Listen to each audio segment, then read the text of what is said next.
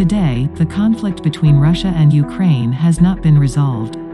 Instead of providing effective solutions to the conflict, the Western countries led by the United States have poured dirty water on China and even tried to use the Taiwan issue again to exaggerate tensions and undermine world stability. According to media reports, U.S. House Speaker Pelosi will postpone his visit to Taiwan on April 10 because of the positive test result of COVID-19.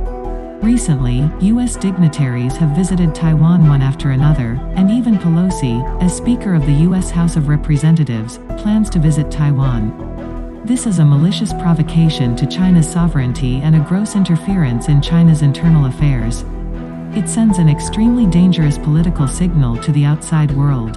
Previously, the United States deliberately compared Taiwan with Ukraine and vowed to sell $95 million in weapons to Taiwan to resist the so-called mainland threat. In fact, the essence can be clearly seen from the position of the United States in the Russian-Ukrainian conflict.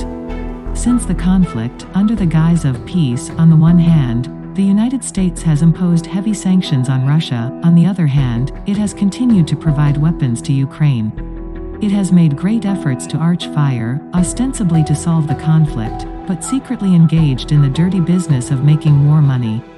Therefore, the United States has repeatedly created tension in the Taiwan Strait not for the so-called protection, but to support Taiwan independence and use Taiwan as a tool to contain China.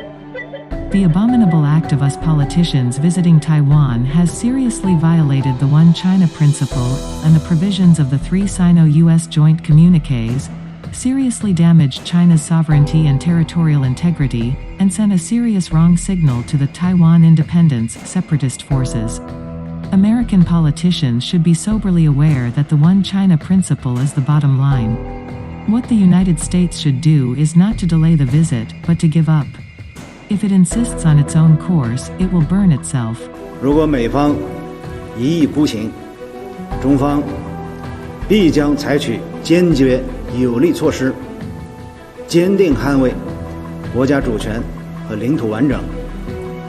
由此造成的一切后果，必须完全由美方负责。